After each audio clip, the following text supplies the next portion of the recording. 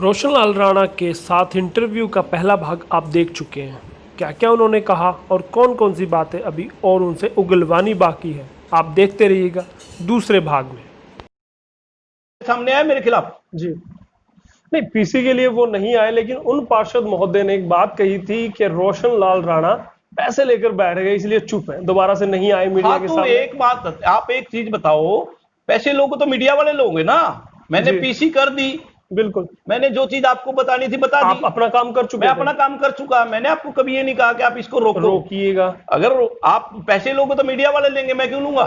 तो कहीं ना कहीं क्या कहना चाहते हैं कि मेरा कहने का मतलब है, वो जो आरोप लगा रहा है, जी मैं पैसे किस चीज के लूंगा उससे बताओ।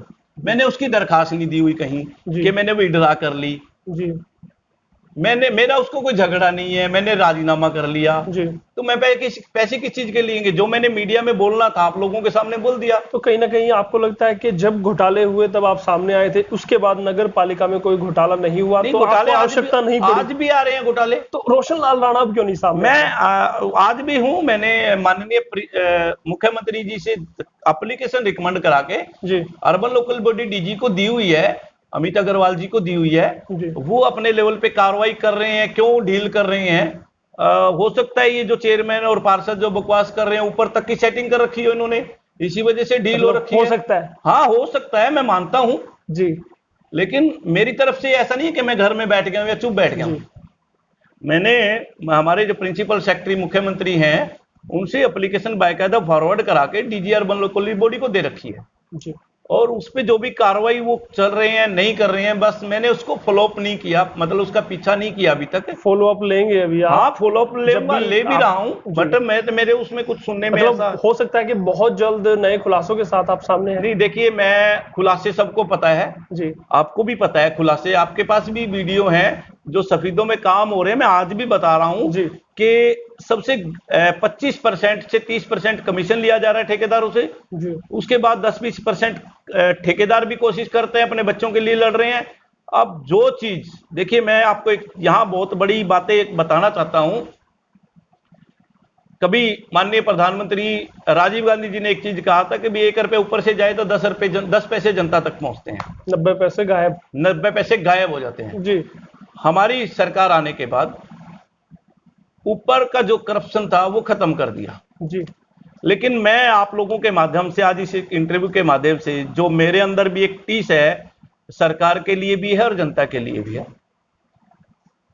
हमारा शासन जरूर है, लेकिन प्रशासन कहीं न कहीं कांग्रेस और इनेलो का है, मैं भी मानता हूं। जी एक शासन और जनता के बीच की जो कड़ी होती है प्रशासन, वो कहीं न कहीं बस के बाहर है। सरकार बस के बाहर नहीं कह सकते हम। जी सरकार की नीतियों को, सरकार ने इतनी कल्याणकारी नीतियां आज की हैं, शायद हिंदुस्तान के इतिहास में पहली बार किसी प्रधानमंत्री ने और किसी सरकार ने।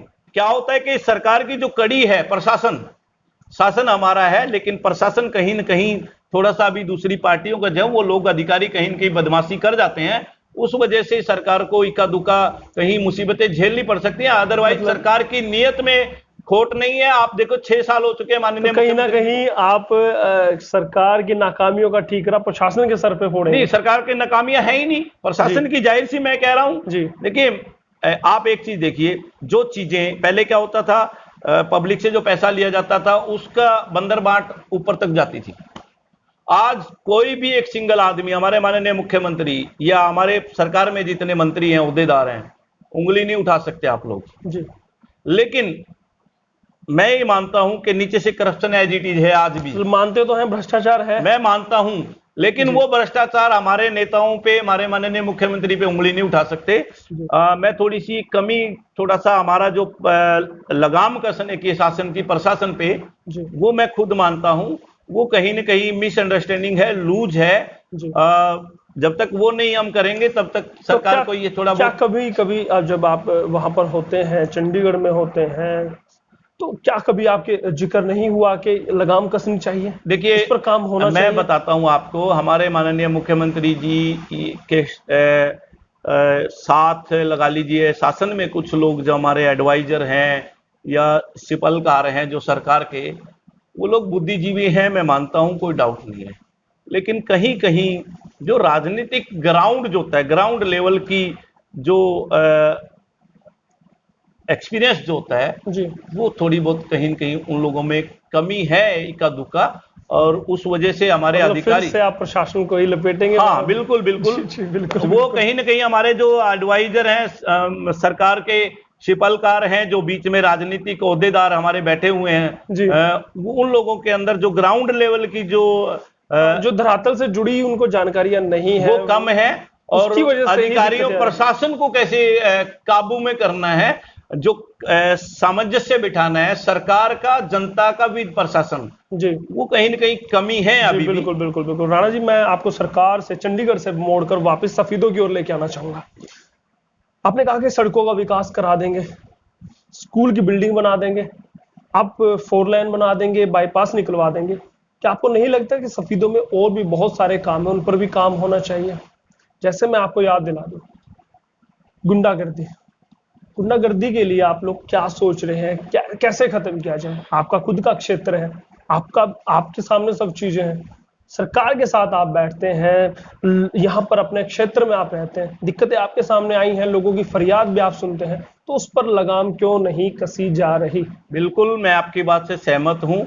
आज मैं माननीय प्रदेश अध्यक्ष जी का हमारा प्रोग्राम था जींद के अंदर, जी वहां पर भी कुछ इसी तरह की बातें हुई हैं जी कि आज कहीं न कहीं हरियाणा में एक यूपी जैसा माहौल दिख रहा है। मैं सफीदों की अगर बात मैं आपको बता रहा हूं, तो और हरियाणा सफीदों से में बुरे सुनो, हालात सफीदों में हो मैं गए वही हैं। बात कह रहा हूं, सफीदों में भी एक ऐसा ही माहौल हो गया है कि लगातार पिछले 5-6 महीने में लॉकडाउन के दौरान और आज तक लगभग 10-15 मर्डर हो चुके हैं, 4-5-6 डकैतियां भी हो चुकी हैं, मैं खुद मानता हूं। जी लेकिन इसमें भी मैं आपको एक ही चीज बता चुका हूं कि जब तक, देखिए, एक हम प्राइवेट तरीके से सोचते हैं, एक वो आपने कभी सुना होगा कि भी जिस दिशा में हम काम करने जा रहे हैं उसी दिशा से सोचना पड़ेगा। जी अपराधी को काबू करना अपराधिक अपराधी की तरीके तरह से सोचना पड़ेगा। हम अपने अधिकारियों का एक सीमा है, जैसे कि होती है कि टारगेट बेसिस सैलरी जो प्राइवेट एमएनसी कंपनियां देती हैं, जी हमारे अधिकारियों को एक टारगेट जब तक हम निश्चित नहीं करेंगे, आरटीआई का कानून लीजिएगा, एक अधिकारी 4-6 बार, हमारी जो तय सीमा होती है आरटीआई उससे भी ज्यादा घुमाता रहता है जी एक कंप्लेनेंट को, गोलमोल जवाब देता है, फिर जाता है, बेचारा परेशान होता है। जब तक हम अधिकारियों का टारगेट फिक्स नहीं करेंगे, हमारे अधिकारियों पे लगाम नहीं कसेंगे, तो चाहे वो गुंडागर्दी की बात है, चाहे वो करप्शन की बात है, तब तक वो नहीं रुकेगी, किसी कीमत पे भी नहीं। तो क्यों ना फिर जो पुलिस है उसको फ्री हैंड दे दिया जाए? नहीं, पुलिस को देखो फ्री हैंड देने के बावजूद भी कुछ उसके परिणाम गलत भी निकलते हैं, जी और ऐसा नहीं है कि तो फ्री हैंड। गुंडागर्दी फिर खत्म कैसे हो? गुंडागर्दी बिल्कुल खत्म होगी। मैं थोड़ा सा इसको माननीय मुख्यमंत्री जी को आज आपके इस इंटरव्यू के माध्यम से एक रिक्वेस्ट करता हूं। जी बिल्कुल बिल्कुल।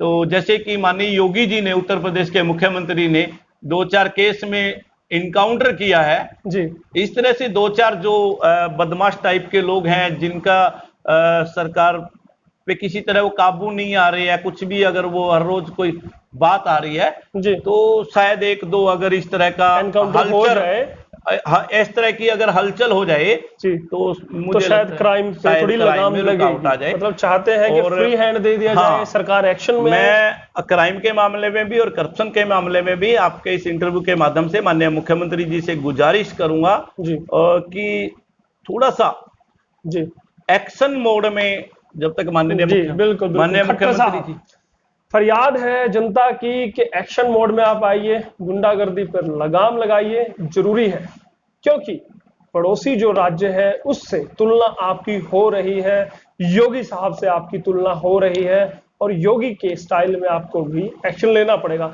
कहीं ऐसा ना हो कि जनता डेपुटेशन पे योगी जी को 6 महीने के लिए हरियाणा में बुलाए, फिर आपके लिए मुसीबतें होंगी। तो चाहेंगे आप एक्शन मोड में आइए और गुंडागर्दी पर लगाम लगाइए। रोशन लाल जी, गुंडागर्दी पर लगाम लग जाएगी, वो शायद मुख्यमंत्री का काम है। सफीदों में नशा सबसे बड़ी समस्या है। जो नए युवा हैं उनकी रगों में अब खून की जगह नशा दौड़ने लगा है। क्या उस पर भी आप कहेंगे नहीं, कि देखिए ये चीजें तो मैं यशपाल जी नहीं मानता आपकी, जी मैं जो कि चलो गुंडागर्दी डकैती लेवल का क्राइम है वो थोड़ा सा मुझे लगा है सफेदों में है, जी बट एक चीज मैं आपको बता देता हूँ, हमारे जो यहाँ पर एएसपी हैं माननीय जो शेखावत साहब हैं, जी वो बड़े ईमानदार और हर तरह से आप बेहतर जानते हैं मेरे से। जी मैं उस लेवल की तो सफेदों में नहीं, अब नशा मुक्ति नशाखोरी टाइप की कोई बढ़ोतरी हो रखी है, जी वो तो मैं आपकी बात से सहमत नहीं। जी बिल्कुल बिल्कुल। यहाँ पर बड़ी अच्छी बात है कि वो अफसरशाही के लिए पोलाइट है। वहां पर कहते हैं कि सफेदों के एएसपी अजीत सिंह शेखावत है, उन्होंने लगाम लगाई है। लेकिन मैं बता देना चाहता हूँ राणा जी, हमारे दर्शक जानते हैं सफेदों में चिट्टा फैल चुका है। आप कहीं भी जाइए, सफेदों के हर गली नुक्कड़ पर आपको नशेड़ी मिल जाएंगे। चोरियां लगातार बढ़ रही हैं, नशाखोरी बढ़ रही है। ये एक विकट समस्या बनती जा रही है। अगर आप थोड़ा सा मामले को गंभीरता से लेंगे, अधिकारियों से बात करेंगे, तो आपको स्थिति पता चल जाएगी और इस पर भी आपको लगाम कसनी होगी। क्योंकि अगर आप राजनीतिक जमीन तलाश रहे हैं, अगर आप चाहते हैं कि जनता आपको सर आंखों पर बिठाए, तो आपको नब्ज पकड़नी होगी। और आज सफेदों की नब्ज है नशा, एक समस्या है। मैं आपकी बात से सहमत हूँ। चलो जो भी है, इसमें क्राइम लेवल की जो बात आती है, जी मैं आपकी बात से बिल्कुल इसको एक्सेप्ट करता हूँ और मैं कोशिश करूंगा जी जब भी कभी नेक्स्ट मुलाकात मेरी संभव हो पाओगी माननीय मुख्यमंत्री जी के क्वारंटाइन के बाहर आने के बाद, जी और हमारे प्रधान सचिव मुख्यमंत्री वो भी एक आधिकारिक लेवल पे आते हैं, लेकिन मैं एक मानता हूं कि भी जो प्रशासन की जो लगाम है वो लगभग 60 से 70% अधिकारी हमारे बेलगाम हैं। 60 से 70% हाँ, मैं मानता हूं अधिकारी बेलगाम हो चुके हैं। जी दूसरी बात, जैसे कि हमारे अच्छे अधिकारी भी हैं। आज हमारे यहाँ माननीय मुख्यमंत्री जी के प्रधान सचिव हैं, उनके घर में, उनके ऑफिस में, और वो एक ऐसे अधिकारी मैंने अपनी जिंदगी में देखे हैं कि ऑन द स्पॉट जो काम करना ऑन द स्पॉट करते हैं। जी और आज तक हमारे जैसे माननीय मुख्यमंत्री जी ईमानदार हैं, निष्पक्ष हैं। कभी भी जिंदगी में आज तक के लगभग 4 साल हो जाएंगे माननीय खुल्लर साहब को भी, कोई सिंगल भी आदमी उनके ऊपर करप्शन एलिगेशन नहीं लगा उंगली उठाने वाला नहीं है। जी, जी। और मेरा अपना मानना है, मेरी निजी राय है जी कि आज सरकार जैसे चल रही है, सरकार में जो भी गतिविधि कल्याणकारी नीतियां बन रही हैं, जो काम हो रहे हैं, जो अधिकारियों पे थोड़ी बहुत अगर लगाम लगी हुई है, वो माननीय खुल्लर साहब की वजह से है, न कि हमारे शासन की तरफ से। जी जी बहुत बढ़िया। राणा जी, क्या लगता है कि समन्वय मुख्यमंत्री ऑफिस में और जनता में समन्वय की कमी है, या उनको कैसे एक दूसरे के करीब लाया जा सकता है? उसके लिए क्या क्या कार्य होने चाहिए? देखिए यशपाल जी, मेरा अपना निजी राय के तहत मेरा एक जो भी सुझाव है, मैं माननीय मुख्यमंत्री जी, देखिए वो एक बहुत ही होनहार, कर्मठ, सूझवान और बुद्धिजीवी आदमी हैं। माननीय मुख्यमंत्री कैंप ऑफिस में पब्लिक से मिलने का जो समय है, जब भी मुख्यमंत्री जी दिल्ली चंडीगढ़ में उपलब्ध रहें, जी वो खुद पब्लिक से मिले, न कि कोई ओएसडी या एडवाइजर। जी उससे क्या होता है कि आदमी 300-400 किलोमीटर चल के चंडीगढ़ जाता है, जी जी और भले ही उसका काम उसके एडवाइजर ओएसडी मिलके कर दें, हो जाता है, लेकिन एक संतुष्टि नहीं होती कि वो अपने सीएम से मिलना चाहता है। माननीय मुख्यमंत्री जी से हाँ, मुखारबिंद होने के बाद अपनी दुख तकलीफ रखे से हैं, भरा होगा, उस आदमी की एक संतुष्टि नहीं होती है, सेटिस्फेक्शन नहीं होती। आज आपके इंटरव्यू के माध्यम से माननीय नीलविज से, जो गृह मंत्री है, और माननीय मुख्यमंत्री जी से भी अनुरोध है कि वो संबंधित थानों में एक गाइडलाइन जारी कर दें। कोई भी कंप्लेनेंट एप्लीकेशन दरखास्त लेके आता है, एक डीडीआर और रिसीविंग, वो एक गाइडलाइन के तहत जारी करें, वो बहुत जरूरी करें। और उसमें जब हम एक चौकी से थाने में जाते हैं, चौकी वाले ने क्यों नहीं कार्रवाई करी, थाने से डीएसपी के जाते हैं, एसएचओ ने क्यों नहीं कार्रवाई करी, डीएसपी से एसपी को जाते हैं, तो उन सभी अधिकारियों की जिम्मेवारी तय करें और उनके खिलाफ एक्शन ले, तो ताकि पब्लिक को भी लगे सरकार हमारी है और हम सरकार के साथ खड़े हैं और मेरे ख्याल में एक बढ़िया पब्लिक के अंदर संदेश जाएगा, सरकार की अच्छी छवि बनेगी। सरकार की छवि बनेगी। और मैं मानता हूं कि जैसे कि हमारे दूसरे प्रदेशों के गोवा, छत्तीसगढ़, मध्य प्रदेश के मुख्यमंत्री 4-4, 5-5 टर्म कर गए हैं, तो माननीय मुख्यमंत्री महोदय जी को कोई किसी प्रकार की चिंता करने की जरूरत नहीं रहेगी। बढ़िया। अब मैं चाहूंगा आपसे चलते चलते कंचन टीवी के माध्यम से हमारे दर्शकों को, सफेदों की जनता को क्या आप संदेश आप देना चाहेंगे? मैं सफेदों की जनता का सबसे पहले तो हाथ जोड़ के अभिनंदन करता हूं। आपका बेटा, आपका भाई, आपके हलके में एक छोटा सा मेरा गांव है, वहां पे मैं रहता हूं। कभी भी मेरे लायक सरकार से संबंधित कोई भी काम है, किसी भी प्रकार का, मेरे दरवाजे 24 घंटे आप लोगों के लिए खुले हैं। दूसरा, सबसे बड़ी बात है, सरकारें आती जाती रहती हैं, पार्टियां आती जाती रहती हैं, एमएलए, विधायक, एमपी आते जाते रहते हैं। अपना भाईचारा कायम करें, मेल मिलाप रखें और इंसानियत और अपनी संस्कृति, अपना भाईचारा कभी खत्म ना करें। जी, बहुत बहुत धन्यवाद कंचन टीवी से बात करने के लिए। तो देखा दोस्तों आपने, ये थे रोशनलाल राणा जी, जो कहते हैं कि अफसरशाही पर कहीं ना कहीं लगाम लगानी पड़ेगी। कहीं ना कहीं थोड़ा बहुत वो हमारे सीएम को भी घेरते हैं, क्योंकि चाहते हैं भला हो हरियाणा का, उनकी मंशा है, राजनीति में वो आना चाहते हैं कहीं ना कहीं दबी। बहुत बहुत धन्यवाद जी। तो देखा आपने, रोशनलाल राणा जी बड़ी बेबाकी से अपनी बात कहते हैं। अफसरशाही पर तो वो कहते हैं लगाम लगाने की आवश्यकता है, तो कहीं ना कहीं मुख्यमंत्री को भी सलाह देते हैं कि वो जनता से सीधा संवाद करे, लोगों से सीधा मिले, उसके बाद अच्छे परिणाम आएंगे तो कहीं ना कहीं बीजेपी का फायदा होगा और रिपीट करने में मुख्यमंत्री मनोहर लाल खट्टर को आसानी होगी, ऐसा वो चाहते हैं। लेकिन कितना भला वो जनता का कर पाएंगे, कितना वो सफेदों के दिलों पे राज कर पाएंगे, ये आने वाला वक्त बताएगा। लेकिन लगता है कि उनकी तैयारी अगले विधानसभा की तो तय है। अब सफेदों में वो कितना वक्त बिताते हैं, सफेदों के दिलों पे कितना राज कर पाते हैं और सफेदों के कार्य कितने कर पाते हैं, ये देखने वाली बात होगी। और कंचन टीवी कोशिश करेगा आपको अपडेट हर बार देता रहे। और बहुत बहुत धन्यवाद मैं करना चाहूंगा इस वीडियो को देखने वाले हर एक दर्शक का, शेयर करने वाले दर्शक का, लाइक करने वाले दर्शक का, क्योंकि आप शेयर करेंगे, लाइक करेंगे, हमारा हौसला बढ़ेगा। और उसके बाद आप सब्सक्राइब चैनल को जरूर कीजिएगा। सब्सक्राइब करने में कंजूसी मत कीजिएगा, क्योंकि सब्सक्राइब करने से हमारा चैनल बढ़ता है, चैनल बढ़ता है तो हमारा हौसला बढ़ता है और हम और अच्छा काम करेंगे। अपडेट देने का काम हमारा है, जानकारी देने का काम हमारा है और इंटरव्यू करने का काम हमारा है। तो बड़ी बड़ी शख्सियतों का इंटरव्यू हम लेते रहेंगे। बहुत बहुत धन्यवाद, बने रहिएगा कंचन टीवी के साथ। मैं आपका दोस्त, आपका होस्ट यश पालकर।